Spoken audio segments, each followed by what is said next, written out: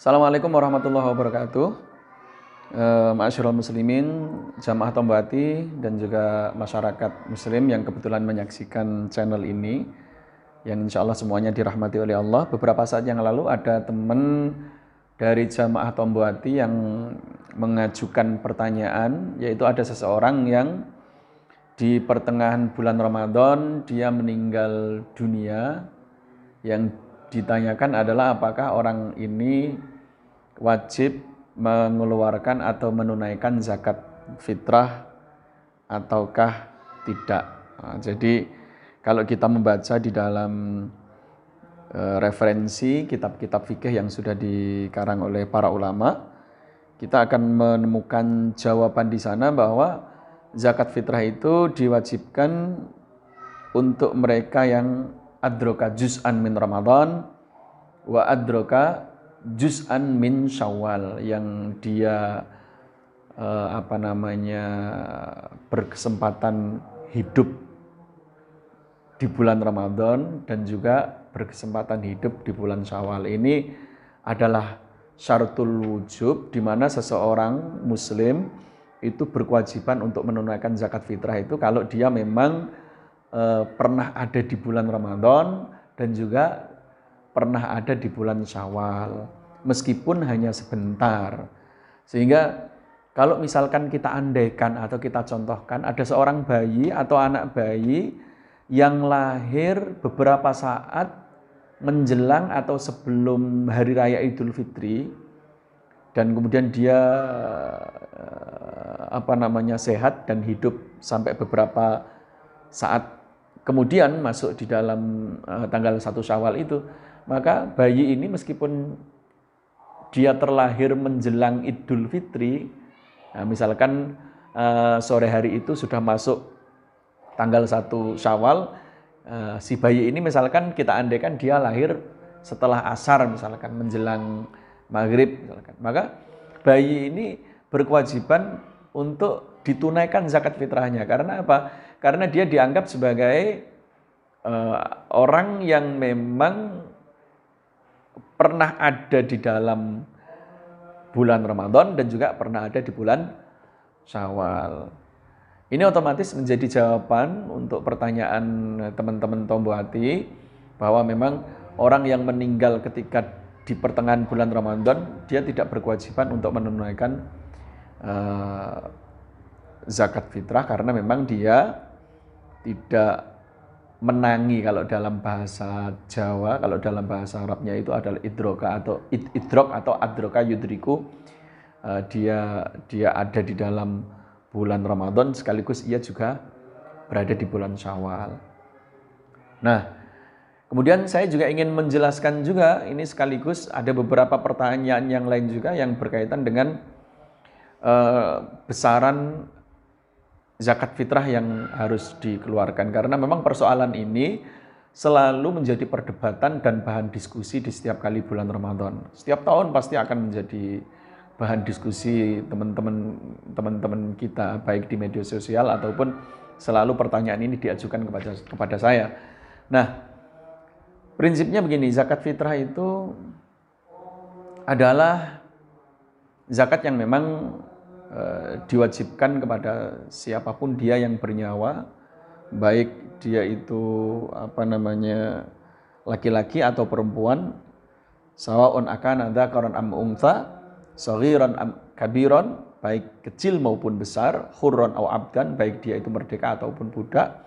Yang jelas kalau dia itu yamliku quta yaumil idi wa lailatihi, dia punya kelebihan bahan makanan untuk dikonsumsi satu hari satu malam selama hari raya itu, maka dia sudah dianggap sebagai orang kaya dalam konteks zakat fitrah. Karena kaya dalam definisi zakat fitrah dengan kaya dalam definisi zakat mal itu memang berbeda.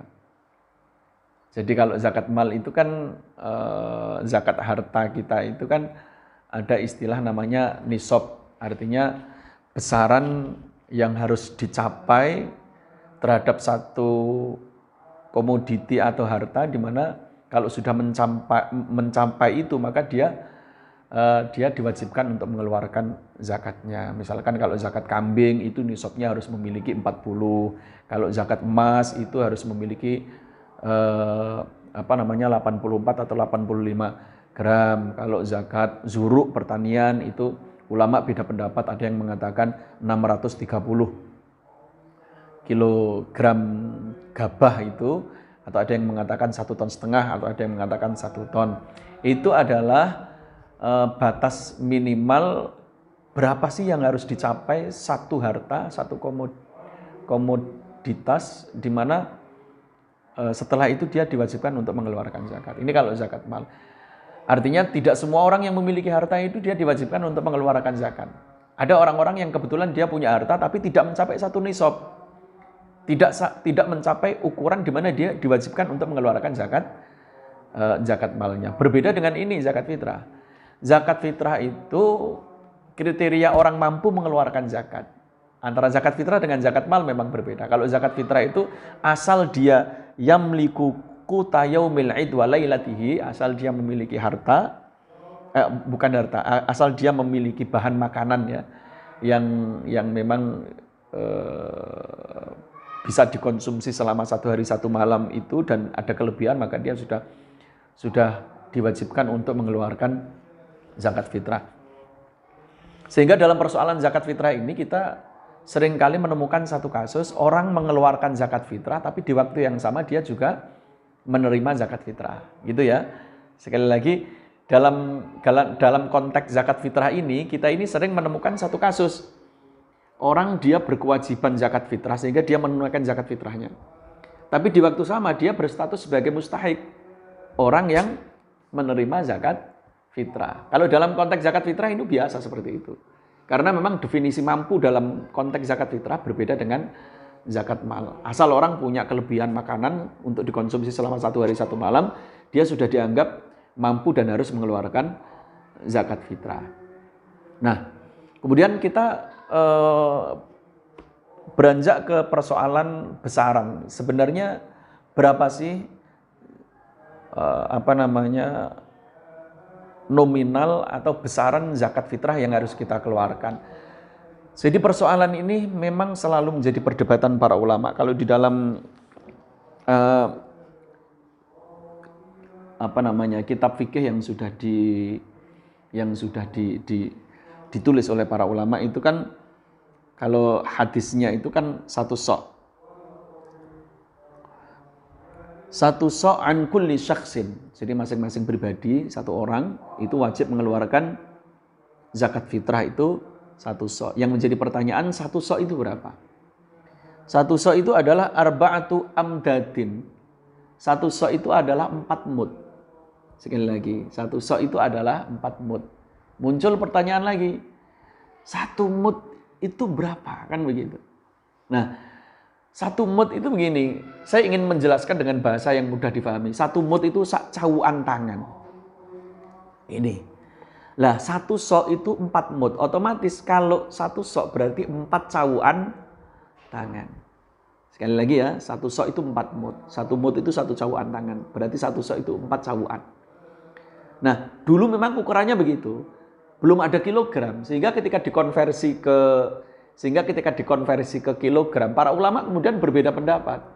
Karena cawuan masing-masing orang ini kan berbeda. Ya tentu kalau para ulama ada yang mengatakan 1 mud itu mudnya siapa? Ya mudun Nabi alaihi salatu wassalam. 1 mudnya Kanjeng Nabi sesuai dengan ukuran cawuan tangannya Kanjeng Nabi. Tapi ketika Kanjeng Nabi sudah kapundhut, wafat, para ulama kan kemudian tetap berijtihad juga, menggunakan tangan mereka sendiri-sendiri. Sehingga inilah yang memunculkan perbedaan pendapat. Ulama yang berada di Mesir, ulama yang berada di Arab, Hijaz, ulama yang ada di Irak misalkan, atau yang ada di Indonesia, bisa jadi cawuannya berbeda. Saya kadang membuat ini sebagai guyonan.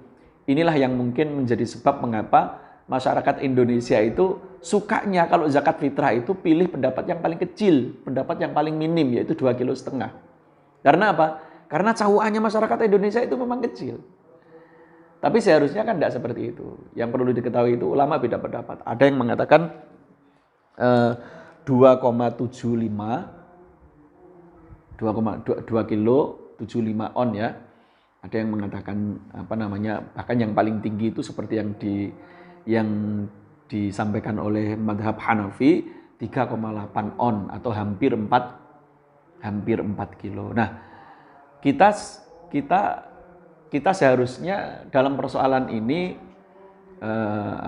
mengikuti himbauan para ulama yang di dalam fikih mereka mengatakan al-khuruj minal khilaf mustahab. Keluar dari zona perdebatan ulama itu lebih aman dan itu lebih dianjurkan. Kalau ada ulama mengatakan 2,5 kilo boleh, 3 kilo boleh, 3,8 lebih baik, maka angka ideal tentu yang paling ahwat, yang lebih hati-hati, yang lebih selamat itu adalah angka yang paling tinggi, yaitu 3,8 atau kalau kita bulatkan adalah 4 kilo. Itu angka yang paling aman.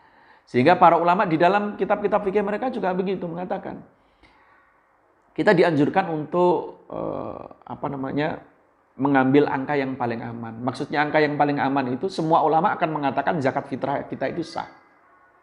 Jadi kalau misalkan saya ini mengeluarkan zakat fitrah dengan angka atau besaran 4 kilo, maka semua ulama mengatakan zakat fitrah ini sah. Menurut madhab Syafi'i dianggap sah, menurut madhab Maliki dianggap sah, menurut madhab Hambali dianggap sah, begitu. Menurut Hanafi juga dianggap sah. Tapi kalau misalkan saya ini kemudian mengeluarkan zakat fitrah saya ini 2,5 kilo, berarti ada ulama mengatakan zakat fitrah saya ini nggak sah. Ini berarti saya menganggap bahwa zakat fitrah saya ini nggak aman begitu. Nah, makanya ini yang perlu kita perhatikan ya, sehingga lembaga-lembaga zakat yang mungkin kita kenal dan ada di sekitar kita, ada Basnas, ada Yatim Mandiri, ada Nurul Hayat, ada Lazisnu, ada Lazismu dan lain sebagainya. Itu biasanya angka yang diambil itu adalah angka yang tengah, dan ini sesuai dengan edaran yang dikeluarkan oleh Basnas Kabupaten Bojonegoro, yaitu angka yang diambil itu adalah angka yang di tengah, yaitu 3 kilo. Angka yang di tengah yaitu 3 kilo. Tapi kalau misalkan masyarakat yang kebetulan juga mampu, maka dibolehkan dan akan lebih baik kalau dia mengambil angka yang lebih tinggi gitu. Nah, kemudian yang dikeluarkan itu jenis beras yang seperti apa? Maka jawabannya adalah yang biasa dimakan oleh dia sehari-hari. Kalau misalkan di sekitar kita ada beberapa merek, misalkan ada Rojo Lele, kita mengenal merek Teratai. Kalau yang dimakan setiap hari Rojo Lele, yang dikeluarkan zakatnya juga Rojo Lele, itu yang paling ideal itu begitu. Jadi yang biasa dikonsumsi setiap hari, maka itulah yang memiliki keutamaan untuk digunakan untuk menunaikan zakat fitrahnya. Begitu Pak Kholek ya jawabannya. Jadi nanti kita akan lanjutkan mungkin di sesi yang lain. Assalamualaikum warahmatullahi wabarakatuh.